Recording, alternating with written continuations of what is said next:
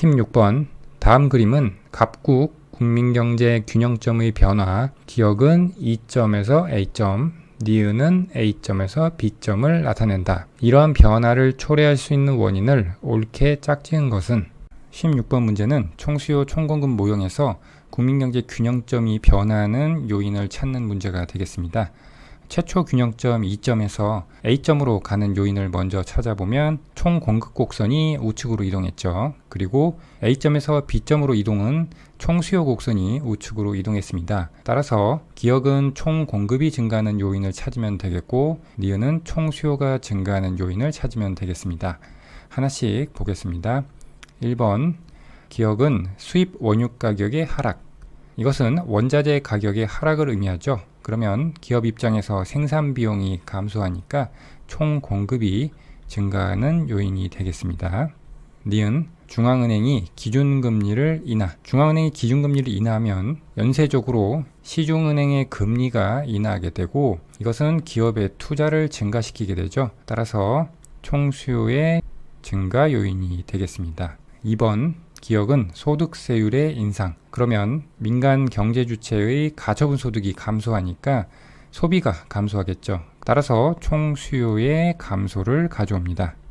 니은 중앙은행이 지급준비율을 인하. 지급준비율이라고 하는 것은 민간의 상업은행이 중앙은행에 의무적으로 예치해야 하는 예금의 비율을 의미하죠.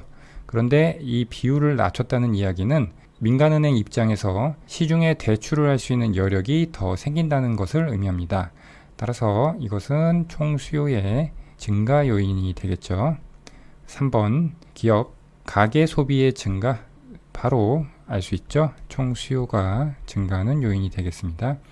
니은 중앙은행이 공개시장에서 채권을 매각. 공개시장 조작 정책인데 채권을 공개시장에 매각을 하면 시중의 통화량이 중앙은행으로 흡수가 되죠. 즉 본원통화가 감소하게 됩니다. 본원통화가 감소하면 거기에 통화 승수를 곱한 통화 공급량도 감소하게 되겠죠. 따라서 이것은 긴축적 통화정책을 의미하게 되고 총수요의 감소 요인이 되겠습니다. 4번의 기역 해외 경기 침체로 수출이 감소하면 총수요가 감소하겠죠. 니은 정부가 재정지출을 확장적 재정정책은 총수요의 증가 요인이 되겠습니다. 5번의 기역 임금 인상으로 생산 비용이 상승하면 기업이 생산을 감소시키겠죠. 그러면 총 공급이 감소하는 요인이 되겠습니다.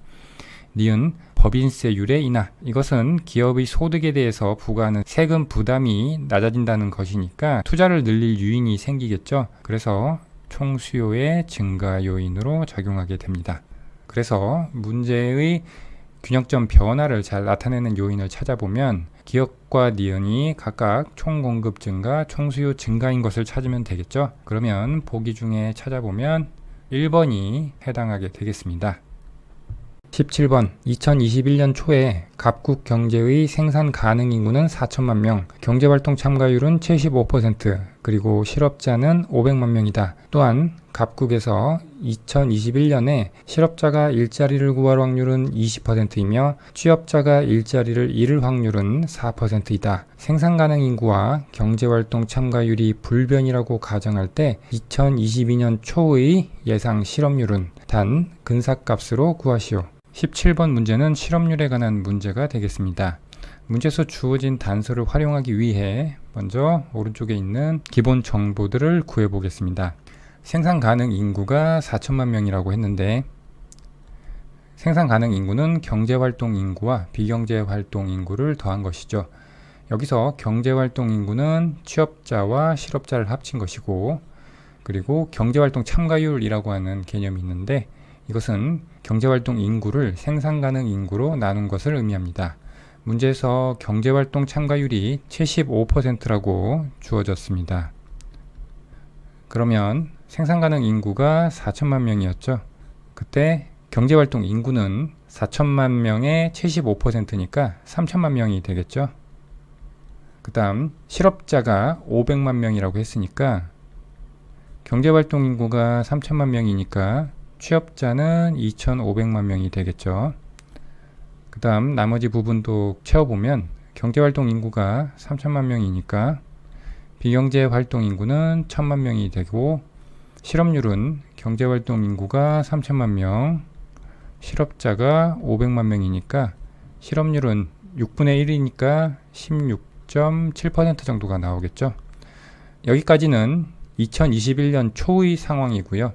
문제에서는 2022년 초의 예상 실업률을 묻고 있죠. 그래서 추가로 주어진 단서가 2021년 실업자가 일자리를 구할 확률, 구직률이 20%이고 취업자가 일자리를 잃을 확률, 실직률이 4%라고 했습니다. 그리고 생산가능 인구와 경제활동 참가율이 불변이라고 가정을 했습니다. 생산가능 인구는 그대로 4천만 명이고 경제활동 참가율이 75%니까 그러면 경제활동 인구도 3천만 명 그대로겠죠. 그러면 이 3천만 명 안에서 취업자와 실업자가 구직률과 취업률에 따라서 변동이 있겠죠. 그래서 그 변동 부분을 반영해서 2022년 초에 예상 실업률을 구하면 되겠습니다. 그러면 실업률은 경제활동 인구분의 실업자인데 지금 경제활동 인구는 불변이라고 했기 때문에 이 3천만 명은 그대로고 우리가 구해야 되는 것은 2022년 초에 실업자 수를 구하면 되겠죠. 그래서 2022년 초에 실업자 수를 구하면 이것은 2021년 초의 실업자 수에다 21년에 취업자에서 실업자가 된 사람 수를 더하고 21년 실업자에서 취업자가 된 사람 수를 빼면 되겠죠. 21년 초의 실업자 수는 500만 명이었고요. 21년 취업자에서 실업자가 된 사람은 21년 초 취업자 수에서 실직률을 곱한 것이 되겠죠. 그리고 21년 실업자에서 취업자가 된 사람은 21년 초 실업자 수의 구직률을 곱한 것이 되겠습니다. 그래서 문제에서 주어진 조건들을 가지고 계산을 해보면 21년 초 실업자 500만 명의 취업자 수가 2,500만 명이었는데 실직하는 사람 비율이 4%였고 21년 초 실업자 수 500만 명에서 취업하는 사람의 비율이 일자리를 구할 확률이 20%였으니까 20%를 곱해주고 이것을 정리하면 공교롭게도 취업자에서 실업자가 된 사람 수와 실업자에서 취업자가 된 사람 수가 100만 명으로 같기 때문에 결국 2022년 초의 실업자 수도 21년 초의 실업자 수와 마찬가지로 500만 명이 됩니다. 그러면 22년 초의 예상 실업률도 16.7%가 되는 것이죠. 따라서 17번 문제는 5번이 답이 되겠습니다. 18번 다음 제시문은 갑국에서 특정 연도에 발생한 생산활동이다. 국내 총생산 GDP는 18번 문제는 국내 총생산 개념을 적용하는 문제가 되겠습니다. 국내 총생산이라고 하는 것은 일정 기간 동안 한 국가 내에서 생산된 모든 최종 재화 및 서비스의 시장가치 합을 의미합니다. 이 국내 총생산은 두 가지 방식으로 계산을 할 수가 있습니다. 이 정의대로 최종 재화 및 서비스의 시장가치의 합을 구하는 방식으로 구해도 되고요. 또 모든 부가가치의 합을 더해도 되겠습니다. 문제에서 주어진 상황을 그림으로 도식화해 봤습니다. 어부 A가 원료 구입비 10만원을 들여서 참치를 잡았다고 되어 있는데 원료를 판 원료 판매자가 있을 것이고요. 그리고 A가 있는데 A가 10만원을 주고 원료를 샀죠. 그래서 이 과정에서 부가가치 10이 발생하고요. 그 다음 A가 중간 도매상 B에게 100만원을 받고 참치를 팔았습니다.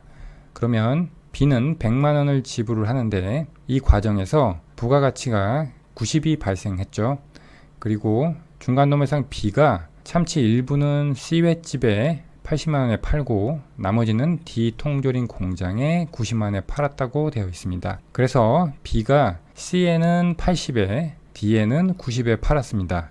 이 과정에서 늘어난 부가가치는 C와 D에 판 가격인 170에서 B 단계의 시장 가치인 100을 뺀 70이 이 과정에서 발생한 부가가치가 되겠습니다. 그리고 이 D 통조림 공장에서 130만원치 참치 통조림을 생산해서 수출했다고 했죠. 그래서 D는 90에 사온 것을 130에 수출을 하게 됩니다. 그래서 이 과정에서도 40의 부가가치가 발생하게 됩니다. 그러면 국내 총생산을 구하면 먼저 최종 재화 및 서비스 시장가치 합으로 보면 최종 재화는 C 횟집에서 사간 참치 80만원과 D가 수출한 참치 통조림의 가격 130이 되겠죠. 그래서 이 두 개의 최종 재화의 시장가치 합을 하면 210이 국내 총생산이 되고요. 그리고 부가가치의 합으로 계산을 해보면 이 각 단계에서 발생한 부가가치를 다 더하면 되겠죠. 그래서 다 더하면 이것도 역시 동일하게 210이 나옵니다. 따라서 어떤 방식을 사용해도 무방하나 1번식으로 푸는 것이 더 빠르게 풀 수 있겠죠. 2번은 1번 방식으로 푼 것을 검산하는 용도로 활용하시면 되겠습니다. 따라서 18번 문제의 답은 2번이 되겠습니다. 19번 다음 제시문에 관한 분석 및 추론으로 옳지 않은 것은 사회자, 최근 우리 경제의 디플레이션 우려에 대해 어떻게 생각하십니까? 갑, 기업의 투자 감소가 지속되어 디플레이션 우려가 있으므로 이에 대한 정부의 대책이 필요합니다. 을, 저는 우려할 필요가 없다고 생각합니다. 최근의 물가 하락은 국제 원자재 가격의 하락이 원인이기 때문입니다. 19번 문제는 디플레이션에 대한 두 가지 다른 시각을 비교하는 문제가 되겠습니다. 디플레이션이라고 하는 것은 물가 수준이 지속적으로 하락하여 화폐 가치가 상승한 현상을 의미합니다. 보기에서 갑과 을이 서로 다른 주장을 하고 있는데 갑은 디플레이션이 기업의 투자 감소에 의해서 발생하는 것으로 진단하고 있습니다. 이것을 그래프로 나타내면 총수요 총공급 모형에서 투자 감소는 총수요의 감소죠. 그렇게 돼서 물가가 하락하고 국민소득이 감소해서 경기 침체가 오는 디플레이션에 대해서 설명하고 있습니다.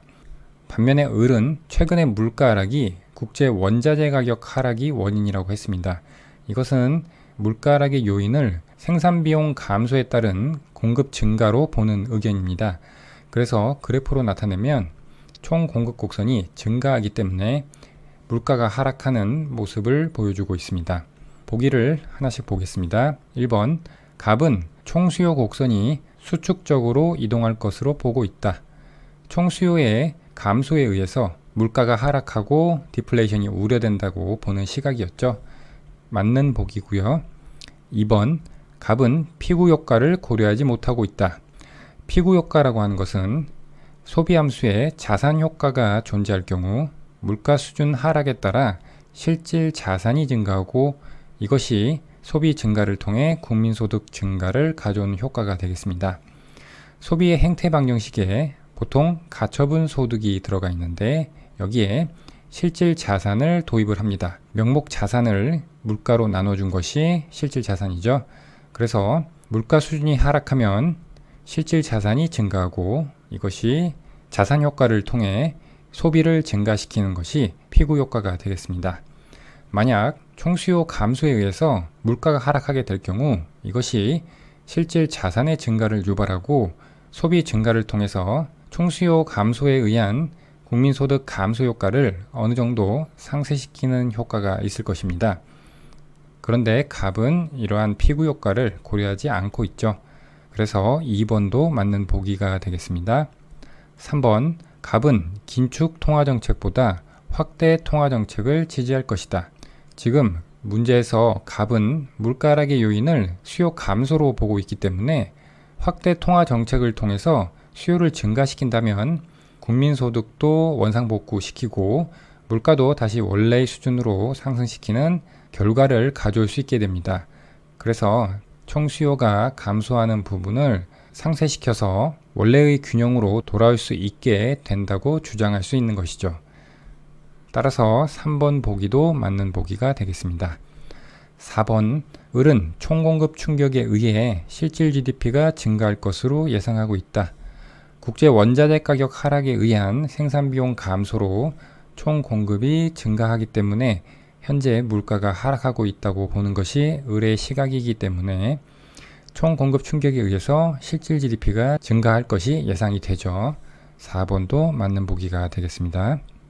5번, 을은 총수요 곡선이 탄력적일수록 물가 하락폭이 더 크다고 볼 것이다.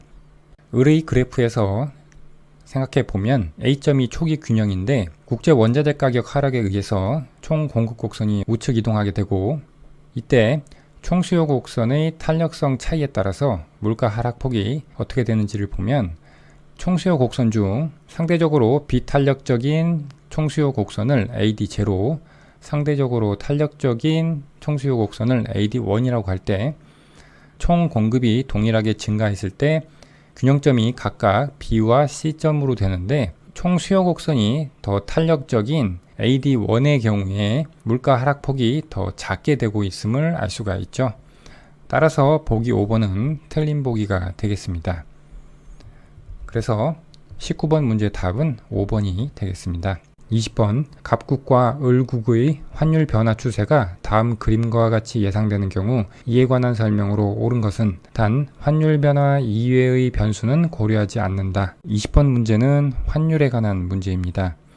이 문제는 문제에서 제시된 환율의 정의를 잘 살펴봐야 하는 문제가 되겠습니다. 이 문제에서는 환율이 달러 갑국 통화, 달러 을국 통화로 정의가 되어 있습니다. 그래서 우리는 이 환율을 다음과 같이 해석을 해야 됩니다. 달러 갑국 통화는 갑국 통화 한 단위와 교환되는 달러를 의미하고, 마찬가지로 달러 을국 통화는 을국 통화 한 단위와 교환되는 달러를 의미합니다. 따라서 환율이 상승한다는 것은 달러 가치가 하락한다는 것을 의미하고, 환율의 하락은 반대로 달러 가치의 상승을 의미합니다. 보통은 원달러 환율로 주어졌다고 가정을 할 때 환율이 상승하면 원화 가치가 하락하고 환율이 하락하면 원화 가치가 상승하는 것으로 환율이 제시가 되는데, 이 문제는 특이하게 달러 다른 나라의 통화, 이렇게 달러가 분자에 있습니다. 그렇기 때문에 환율의 상승과 하락이 각 나라의 통화 가치가 어떻게 되는지를 해석할 때 반대로 해석을 해야 됩니다. 그 다음, 달러 가치가 하락하면 갑국이나 을국 제품을 달러로 표시한 가격은 상승하겠죠. 갑국과 을국 제품의 각 나라의 통화로 표시된 가격은 불변인데, 이것을 달러 표시로 바꿀 때 달러 가치가 하락하면 달러 표시 가격은 상승하게 되겠죠. 그러면 문제에서 주어진 그래프를 보면 달러 을국 통화는 상승하고 달러 갑국 통화는 하락합니다. 먼저 달러 을국 통화를 보면 환율이 상승한다는 것은 달러 가치가 하락하는 것이니까 을국 통화 가치는 상승함을 알 수가 있고요. 반대로 갑국에서는 달러 갑국 통화 환율이 하락하니까 이것은 달러 가치가 상승한다는 것을 의미하고 갑국 통화 가치가 하락한다는 것을 의미합니다. 보기 1번부터 보면 갑국 제품의 달러 표시 가격은 하락하고 을국 제품의 달러 표시 가격은 상승한다. 달러 가치가 하락할 때 갑국과 을국 제품의 달러 표시 가격이 상승한다고 했죠. 그래서 갑국부터 보면 갑국의 환율은 하락하니까 달러 가치가 상승한다는 것이고, 그러면 갑국 제품의 달러 표시 가격은 하락하게 되고, 반대로 을국은 환율이 상승하니까 달러 가치가 하락하고 을국 제품을 달러 표시 가격으로 표현하면 상승하겠죠. 그래서 보기 1번이 맞는 서술이 되겠습니다. 2번, 갑국 기업은 수출 대금으로 받은 달러를 갑국 통화로 조기에 환전할수록 유리하다. 갑국의 환율이 하락하는 추세에 있기 때문에 달러 가치는 점점 상승하게 됩니다. 그러면 달러는 가급적 늦게 환전할수록 유리하겠죠. 거꾸로 서술하고 있고, 3번, 달러 표시 부채가 있는 을국 기업은 부채 상환을 미룰수록 불리하다. 그런데 을국의 환율은 달러 가치가 하락하고 있습니다. 따라서 부채 상환을 미룰수록 유리합니다. 그래서 3번은 틀렸고요. 보기 4번은 달러에 대한 갑국 통화와 을국 통화의 환율을 이용해서 갑국 통화와 을국 통화의 환율을 구할 수가 있는데, 이것을 우리는 교차 환율이라고 합니다. 그래서 달러 을국 통화를 달러 갑국 통화로 나눠주면 을국 통화 한 단위로 교환되는 갑국 통화로 환율을 표시할 수가 있습니다. 그런데 이 교차 환율을 구할 때 분자의 을국의 환율, 분모의 갑국의 환율을 넣었는데 을국의 환율은 상승하고 있고 갑국의 환율은 하락하고 있기 때문에 이 교차 환율은 상승하게 됩니다. 따라서 을국 통화 한 단위로 교환되는 갑국 통화가 상승한다는 것이고, 그 이야기는 갑국 통화의 가치가 하락한다는 것을 의미합니다. 보기 4번은 갑국 통화의 가치가 높아진다고 했으니까 틀린 보기가 되겠고요. 마지막 5번, 갑국 여행을 계획하는 미국 사람은 여행 일정을 앞당기는 편이 유리하다. 갑국 환율을 보면 환율이 하락하니까 달러 가치가 상승하고 있죠. 그러면 미국 사람은 갑국에 여행을 올 때 달러를 갑국 통화로 환전해서 여행을 할 텐데 여행 일정을 미룰수록 유리하게 되겠죠. 달러 가치가 점점 상승하고 있으니까요. 그래서 5번도 틀린 보기가 되겠습니다. 그래서 20번 문제 답은 1번이 되겠습니다.